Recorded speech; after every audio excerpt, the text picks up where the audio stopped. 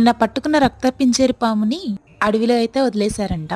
అది వల్ల చిక్కుంటే ఎలా కట్ చేసి ఎలా పట్టుకున్నారో ఫుల్ వీడియో లింక్ డిస్క్రిప్షన్ లో ఇస్తున్నాను. ప్లీజ్ చెక్ చేయండి.